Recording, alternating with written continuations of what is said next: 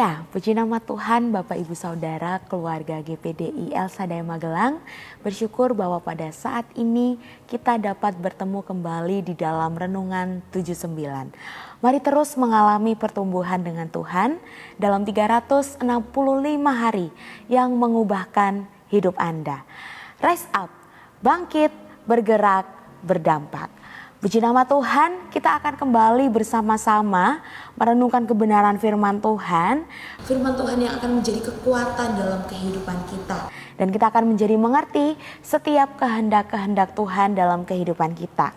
Puji nama Tuhan, kita akan bersama-sama melihat di dalam Keluaran pasal yang ke-19 di ayatnya yang ke-5. Kita akan melihat ayat ini bersama-sama dan saya akan membacakan bagi kita semua. Demikianlah kebenaran firman Tuhan. Jadi sekarang jika kamu sungguh-sungguh mendengarkan firman-Ku dan berpegang pada perjanjian-Ku, maka kamu akan menjadi harta kesayangan-Ku sendiri dari antara segala bangsa, sebab Akulah yang empunya seluruh bumi. Puji nama Tuhan. Judul renungan pada saat ini saya akan memberikan judul harta kesayangan. Di saat kita membaca perjalanan bangsa Israel di dalam Alkitab, kita menemukan betapa besar kasih setia Allah dalam menjaga umatnya. Allah tidak hanya membebaskan mereka dari perbudakan di Mesir dengan tangannya yang kuat dan juga dengan mujizat-mujizat yang dahsyat, tetapi Allah juga membawa mereka ke sebuah hubungan yang baru, yaitu hubungan perjanjian yang kudus. Di dalam Keluaran pasal yang ke-19 ini banyak sekali momen yang sangat penting dalam sejarah bangsa Israel. Tetapi salah satunya kita dapat melihat bersama-sama ketika mereka tiba di kaki gunung Sinai. Hanya 3 bulan setelah keluar dari Mesir, Tuhan memanggil Musa untuk naik ke gunung dan untuk menyampaikan pesan yang sangat penting bagi bangsa Israel. Nah, dan disinilah Tuhan menyatakan setiap rencana-rencananya bagi Musa dan juga bagi bangsa Israel. Bagaimana Allah ingin bangsa Israel bukan hanya sekedar umat yang dibebaskan, tetapi ingin menjadi harta kesayangan Allah sendiri, sehingga Allah bisa menyatakan bagaimana mereka adalah bangsa-bangsa yang berbeda dari bangsa-bangsa yang lain. Dan inti dari pasal ini adalah bagaimana adanya kerinduan Allah. Bukan hanya Allah itu ingin menjadikan kita umat-umatnya berbeda dengan yang lain-lainnya, dengan dunia, ya, tetapi kita bisa merenungkan bersama-sama bagaimana kita dapat menjadi orang-orang bukan hanya sebagai orang Kristen biasa. Kita ingin bagaimana kehidupan kita berbeda dengan dunia. Kita hidup serupa dengan Allah, kita hidup sesuai dengan kehendak Allah, karena Tuhan memanggil kita lebih dari yang dunia ini berikan.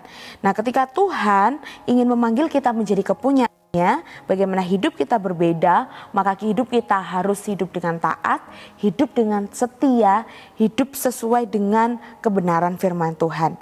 Dan oleh karena itu, firman Tuhan renungan pada saat ini kita akan belajar apa artinya menjadi harta kesayangan Allah, bagaimana syarat-syaratnya, dan juga bagaimana kita dapat menghidupi identitas kita sebagai harta kesayangan Allah dalam kehidupan kita sehari-hari.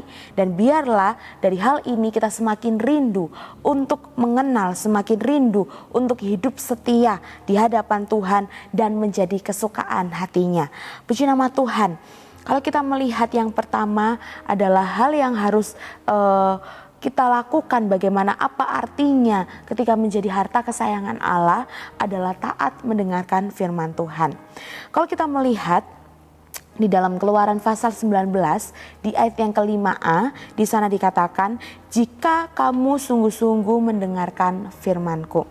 Nah, di sini Allah menuntut kita bukan sekedar mendengar, tetapi dengan sungguh-sungguh kita mendengarkan setiap rencana-rencana Tuhan, setiap apa yang menjadi keinginan Tuhan, kehendak Tuhan dalam kehidupan kita. Di dalam perjanjian baru ketika Yesus berkata di dalam Lukas pasal yang ke-11 di ayat yang ke-28, berbahagialah mereka yang mendengar firman Allah dan yang memeliharanya. Jadi ketika ketaatan itu lahir dari hati yang mau menghormati Tuhan dan mengasihinya, maka kita dapat menjadi pribadi yang mau mendengarkan setiap visi misi Tuhan yang telah Tuhan siapkan dalam kehidupan kita. Mari kita mau menjadi pribadi-pribadi yang taat, yang setia, mendengarkan setiap kehendak-kehendak Tuhan melalui orang-orang, melalui hamba-hamba Tuhan yang Tuhan percayakan dalam kehidupan kita. Karena mereka adalah wakilnya Allah, jadi kita harus hidup, kita harus mendengarkan, melakukan setiap apa yang Tuhan izinkan dalam kehidupan kita. Lalu yang kedua adalah berpegang pada perjanjiannya. Dikatakan dalam Keluaran pasal 19 di ayat yang 5b, dikatakan dan berpegang pada perjanjianku. Nah, di sini perjanjian dalam konteks Israel adalah hukum dan ketetapan yang Tuhan berikan bagi mereka. Di dalam perjanjian baru, kita hidup dalam perjanjian yang melalui darah Kristus. Kita menerima bagaimana pengorbanan yang dilakukan oleh Yesus di kayu salib. Itulah pengorbanan yang kita terima, perjanjian yang kita terima. Bagaimana dosa-dosa kita telah dihapus oleh Tuhan, telah dihilangkan oleh Tuhan untuk kita dapat menerima kasih karunia Allah, untuk dapat kita menerima sesuatu yang baru. Seperti di dalam Lukas pasal yang ke-22 ayat yang ke-20 dikatakan, demikian juga dibuatnya dengan cawan sesudah makan. Ia berkata, cawan ini adalah perjanjian baru oleh darahku yang ditumpahkan bagi kamu. Jadi berpegang pada perjanjian itu berarti memegang teguh identitas kita sebagai anak-anak Allah yang hidup kudus dan hidup setia. Kita dapat menjadi anak-anak umat-umat yang layak menerima penebusan dosa jika kita hidup sesuai dengan kebenaran firman Tuhan, jika kita hidup sesuai dan seturut dengan kehendak Allah. Jadi tetap kita harus terus taat dan setia di hadapannya. Lalu yang terakhir adalah menyadari bahwa diri kita ini adalah istimewa. Ketika dikatakan di dalam Keluaran pasal 19 di ayat yang 5c dikatakan, maka kamu akan menjadi harta kesayanganku sendiri dari antara segala bangsa, sebab akulah yang empunya seluruh bumi. Jadi kita dapat melihat bersama-sama harta kesayangan di dalam bahasa Ibrani menunjuk pada milik istimewa. Sesuatu yang sangat berharga bagi pemiliknya.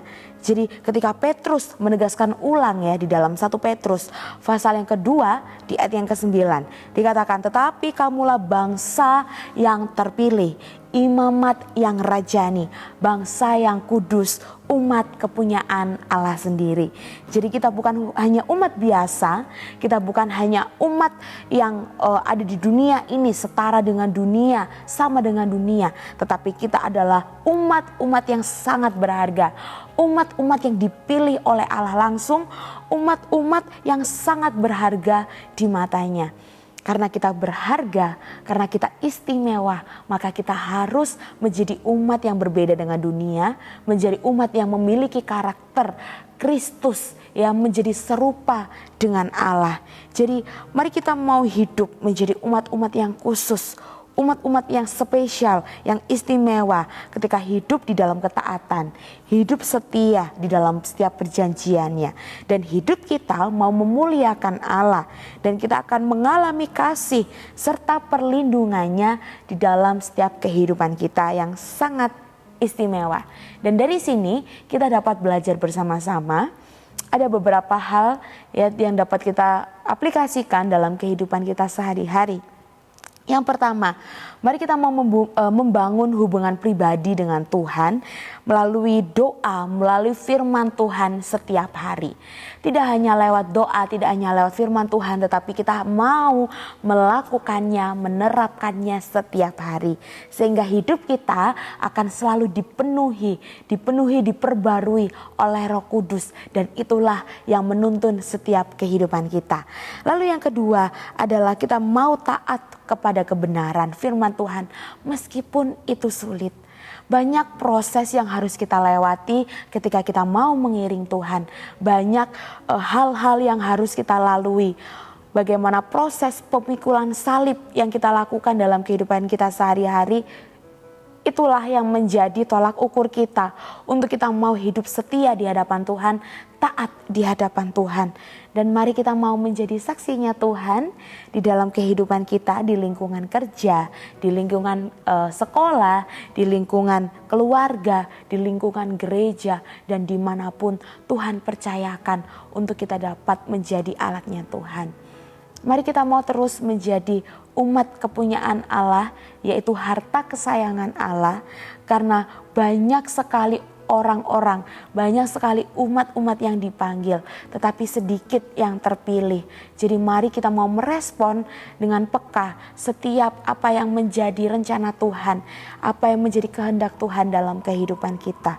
Puji nama Tuhan, Bapak Ibu Saudara yang diberkati oleh Tuhan. Terima kasih telah mengikuti Renungan 79. Biarlah ini menjadi berkat bagi kita semua. Dan bagi Bapak Ibu Saudara yang ingin didoakan untuk pokok-pokok doa tertentu, didoakan untuk mungkin menceritakan kesaksian baik itu mujizat kesembuhan atau pemulihan masalah keluarga, dapat disalurkan melalui chat WhatsApp di nomor 0813 2742 0088. Puji nama Tuhan, kita akan mengakhiri renungan pada saat ini dengan bersatu di dalam doa. Mari kita berdoa. Terima kasih Allah Bapa yang baik, mengucap syukur kepadamu Tuhan atas setiap kasih karuniamu dalam kehidupan kami. Terima kasih Bapa atas pengorbananmu di kayu salib. Engkau telah menebus kehidupan kami, Engkau telah memberikan kami yang terbaik, bagaimana darahmu, dagingmu yang telah Engkau korbankan bagi kehidupan kami untuk kami dapat menerima setiap kemurahan-kemurahan Tuhan. Kami yang menjadi harta kesayangan, menjadi umat-umat yang terpilih. Kami mau hidup mengiring Tuhan. Kami mau hidup setia sampai akhir. Biarlah setiap kehidupan kami dapat terus layak, dapat terus berkenan di hadapan-Mu. Dengan apakah keluarga GPDI El Shaddai Magelang mempertahankan kelakuan bersih dengan menjaga sesuai dengan firman-Mu, dengan segenap hati keluarga GPDI El Shaddai Magelang mencari Engkau. Jangan biarkan keluarga GPDI El Shaddai Magelang menyimpang dari perintah-perintah-Mu. Terima kasih Bapa yang baik, sungguh sukacita di dalam Engkau dapat menerima setiap kebenaran firman Tuhan.